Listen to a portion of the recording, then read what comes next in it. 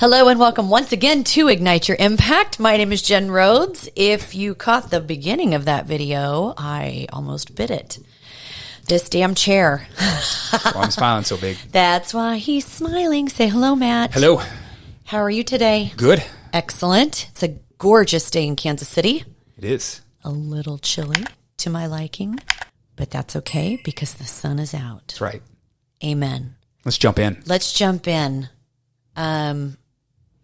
Today I want to talk about the concept of comparison. And you actually brought this topic to me. Yep.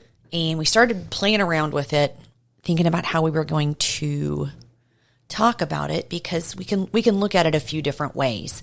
And once we kind of just started mulling it over with an espresso martini,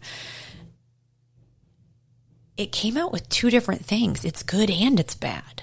Like comparison can be both. But I want to talk today about how comparison can relate to building success in business, in family, in relationships, and in life, and how it can be a very useful tool to get to where you want to go, and it can significantly hold you back. It can do both. And you've all heard the saying, comparison is the thief of joy. Well, if you remember a few podcasts back, we said maybe. I want you to use that same lens today as we go through this, because comparison can be a double-edged sword. It can be good and bad. And it's important to understand where it can benefit you and when you need to ignore it. My hope is for today, we can give you some things to put into practice immediately and also eliminate any pain from comparison. Yeah, because frankly, we do it all the time. If you're listening right now and you're being honest with yourself, you got to realize you're constantly comparing yourself to other things and other people. You know, sometimes we see someone on social media and they're in really good shape and we compare our body to them. Or we go to a nice restaurant and we pull in and we see this fancy car we're getting ready to park next to, and we compare the car that we're driving versus that car. You know, we even do it at work. We compare ourselves to coworkers. And, even sometimes there'll be someone crazy on social media spouting off about some bullshit. And like, wow, I'm doing pretty good when you compare yourself to that. Now, that's not the comparison we're going to talk about today, but it's constantly going on. And since it's always going on and you're always doing it, you shouldn't try and change it. You should embrace it and understand how to use it to your advantage. If it's human nature, how do we use this to our advantage? Because comparison isn't a bad thing. We can use it to build skills that are needed by comparing. You know, you've heard Jen says this a lot, and you've heard me say it a little bit, but Jen really pushes this out there that you cannot have realistic goals. Your goals should be so unrealistic, and that is true. We truly believe that. However, that doesn't mean that you can't be realistic with your current, and I highlight the word current, skill set. Because when you compare your current skill set to what is required to achieve your goals, it can provide you with a clear picture of what skills that you need to develop to get to where you want to be. You have to be realistic with your current skill set through comparison. I'll say that again. You have to be realistic with your current skill set through comparison. Otherwise, you'll never make progress to that goal. You can compare your skill set. And when you do that, you'll know what you actually need to start sharpening to get to those goals. Exactly. Like, I didn't pout as a teenager because I wasn't at the skill set of a race car driver. I did. Really? When Yeah. you were trying to learn stick shift? Like, I can remember the fights my father and I had. But I wasn't comparing myself to, a race car driver because, like, there's no need for the comparison, right? So real life tactics, right? Like, I'm not going to be a race car driver. Yes, I will. I'm the size for one. If you are trying to grow your business, let's say you're one of our business coaching clients that we are mentoring, and you compare yourself to current social media marketing strategies of other companies. Let's say you're looking at Coke, and you're comparing your social media strategies with industry titans, right? Or even just successful people in your own industry. This doesn't mean you copy them. You absolutely have to be yourself, but you can hone in on certain skills that they have acquired and use that to make your content better, right? This comparison, being able to hone in on other industry leaders in your own sect, will help you identify the gaps in your own efforts, and it will give you ideas on strategies to develop, right? And I'm going to jump right back into social media, right? Because that's just something that we play a lot. We don't play a lot. We work a lot in. But as we're working with some of the businesses we work with, they're not going to go viral overnight. You're just not. But that doesn't mean you don't post. Continue to post. Continue to get those reps. It's okay. Just post it. Well, what if I just need to think about it. I need to make sure it's perfect. No, just post it. Just post it. Half of the shit I post, I'm like, I can't believe that hit and that didn't. Just post it. Hone your skill set. Get the reps.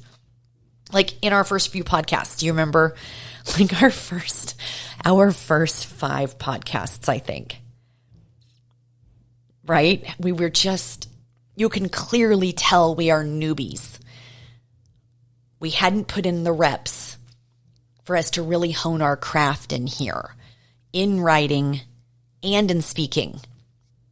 And now that we're doing video, we've got that skill to work on, right? Like, where do I even look at the camera?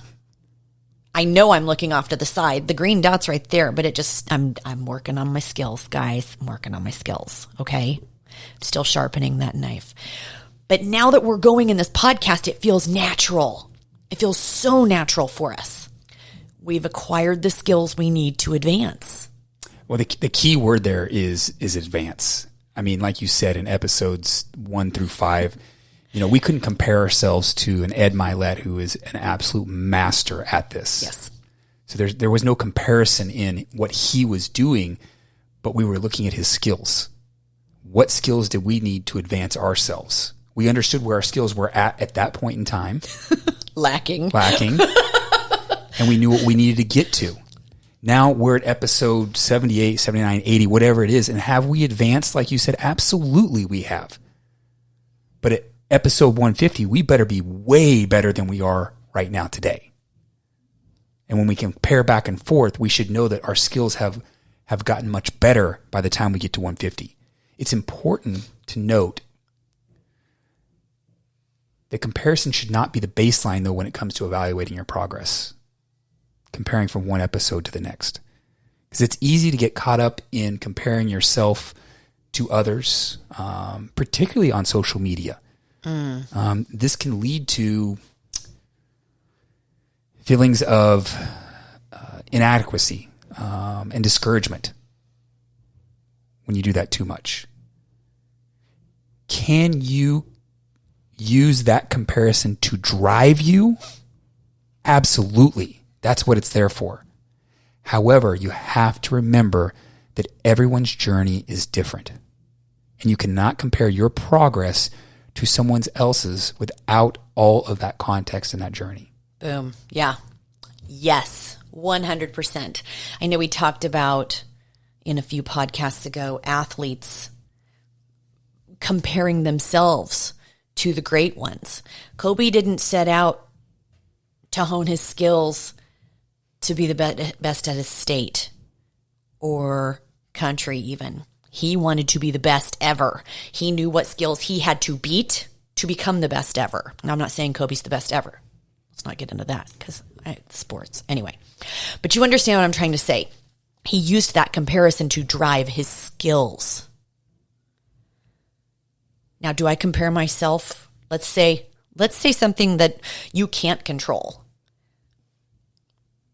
I compare myself to my daughter all the time. She's 5'11". I'm 5'1". I don't do it to frustrate myself. I don't do it to make her feel inadequate or to me feel inadequate. I just like seeing the comparison. Like, look what I made. But that's comparison, right? Yep. I don't let it rob me of, man, I want to be 5'4". But what you said gets to the exact heart of the message, because we are fitness coaches and we're in an industry where comparison, it happens. And we want to set the stage how you should and how you shouldn't compare yourself to us or anyone else. We've made some business references that hopefully now you can kind of draw the line of where it equates to your fitness. And in my own personal comparisons, do I have a picture of J-Lo in my office for me to look at daily? Yes. Does my husband keep it up there for him to look at daily? Yes. But I use it as a reference to remind me of the look I'm going for in my own physicality, but also like to remind me of the discipline and the drive that is needed in every area of my life. It's something that motivates me. Her drive and just balls to the wall, go for it. That drive that Matt mentioned. But I don't let comparison of me versus her get me in a shame spiral. Right? Like, she's been on a totally different journey than I have. We have two totally different timelines. Our end goals are similar, but we're on two totally different wavelengths. I don't have all her skills yet. That's a big thing to remember. And if you can put it through that lens, it helps. Now, the same as if you, I know I post a lot of pictures of Matt with his shirt off. I am so sorry. I'm proud of my man and his spectacular body. But does he eat freely? Does he have cocktails occasionally and then show up completely shredded? Yes. Can you say that's what I want and what I want to work towards? Yes. Can you compare yourself to where he is at? No. Because he's a guy, number one. And it's easier for guys because you have fucking testosterone. But it's fine because we have estrogen and we get to hold the babies. But it's also because he's been on the path before. He knows the skills. He's acquired that skill set. He's honed that skill set. He's done that cut a few years ago and he's done it a few times, right? Like, he knows exactly what to do to his body to drop fat quickly. He has the skills to complete the task. He put in the reps and he understands the tactics. He's fully in control of his metabolism. Yeah, and that's why when we're working with a client, we tell them we've got to get you shredded down the first time, like all the way down. And that was the same for me. Once you go all the way down and you drop all the fat, then you know what it takes. You know exactly what you got to do, and you can eat a little bit freer. You can have some cocktails. You can do those things. But until you've acquired, as you said, the skills to understand what it takes, because everyone's body is a little bit different, what it takes and where you actually need to be to have that six-pack, you have to do that first. But I appreciate that. I like you. I would say, though, instead of focusing on comparing yourself to others, I know we would recommend that you turn your focus inward in evaluating your progress based off of the goals that you have set for yourself. What skills, and I keep saying that, what skills and tactics align with those goals that you have and that you need to get? That is where your comparison should be. It shouldn't be to the guy with the six-pack. It's what skills has he acquired to get there? What tactics has he used to get there? Are you developing those necessary skills to get to those goals? Are you making progress, even if it's slow? Because guys, it is easier for guys. I will agree with you. Guys and gals, shredding all the way down takes a little while and it may go a little bit slow. So are you making progress even if it is going slow? These are the questions that are going to help you stay motivated and committed to that vision and that comparison that you're putting out there. Yeah. It is vital to acknowledge the importance of setting realistic skills with unrealistic goals. Absolutely. Ooh. Now, do Matt and I have big, big, big goals? Absolutely. Yeah. Like, duh. But I can't get upset in business that I'm not on the same level as, like, say, Alex and Layla Hormozy, who like #goals, right? Same industry, different skills acquired. And they're younger. But I can't compare myself. I haven't learned what skills I need to get to their level. I haven't helped millions yet. I'm only in the hundreds. I need more reps. It's as simple as that. Comparison can be a beneficial tool, though, for analyzing what skills you need to develop. And that's where I use it daily. Like, where do I need to improve? What am I missing? Where are my blind spots? And maybe I don't need to hone those skills. Maybe I need to align myself with someone who has those skills. That's why we work so well together. Like, we are just like this unstoppable machine. Like, where your skills are phenomenal, maybe mine aren't so good.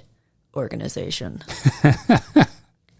But I understand that. And I know what skills I still need to develop and are developing. But it should not be the sole measure of progress, right?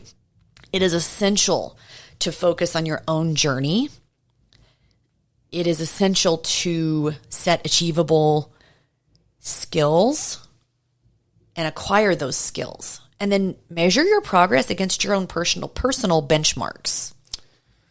Yeah, we've went over a lot today. And I want to try and do my best to wrap it up here and have you walk away with what the real message is, what we're trying to convey to you, because we told you comparison's good, comparison's bad. And we're saying it's great to compare yourself to someone that you want to be like, because I do that all the time. I mean, that's my mentors, coaches. We've said how many times we find someone who's doing what we want to do and we go out and hire them. We compare ourselves to them, but we know that our skill set's not there. That's why we hire them. We work on those skills every day. It's just super important to point out a couple things before we shut down for today. Your goals should absolutely be fucking crazy unrealistic. They absolutely should. We've said this for 70 some episodes. You got to go after what you deserve. You should aim for greatness in every single thing you do. You should walk around in an elite body. You should absolutely look to others so you can gain the belief that you can do it. If that person can do it, I know I can do it. If that person can do it, you know you can do it. You compare yourself to others to know that you can do it and understand how they got there so it can speed up your journey. Then when you have those goals, those unrealistic goals that we've just talked about, and those pictures in your head, because that's what you have to have. It's got to be pictures. It's all in your mind. Then you understand where you're at. That's where we talked about the current skill set. What is your current skill set? Then what do you need to do to move forward? What are they doing? And then you get to work on building those skills and doing it every single day. Boom. That was perfect. We're going to wrap it up. Guys, I hope you found value in today's episode. I hope you share it, like it, tag us in your Instagram stories, give us a 5-star review. Go ahead and give us a shout out. And with that, we'll talk to you next time.